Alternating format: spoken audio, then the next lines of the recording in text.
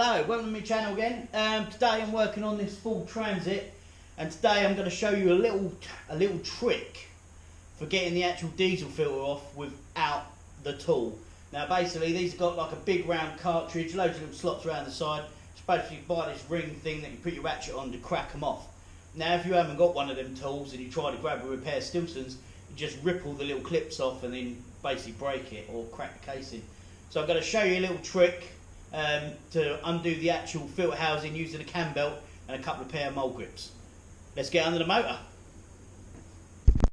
This is our diesel filter. So if your filter looks like this, big canister, all the little clips around, it doesn't completely unscrew, it literally twists and then pops down. So it's got like a lock and an unlock position. And if you try to undo it, it normally don't let go. So easy way to do, get yourself a cam belt, wrap it round, grab a pair of mole grips, get your grips like that, literally, and then round she goes. Simple as. And when she's in the unlock position, down she comes. Simple as. Bop. Simple as that. Pop, pop, pop, pop, pop, pop. There's a new diesel filter, and that fits on. Where's it?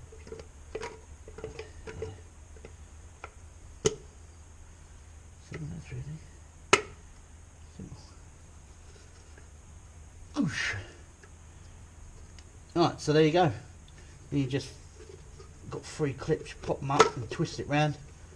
The diesel filter comes out like that. Gosh, simple as. Right, there you go. Hope that's been helpful. Make sure when you put it back on, you use plenty of use some oil and put it around the rubber O-rings. Makes it slip easier. Makes it easy to put on as well. Simple as really. Should have really put some gloves on because I made a mess of myself. But there you go. Simple as.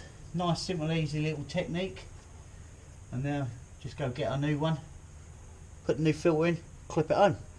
Right, thank you for watching.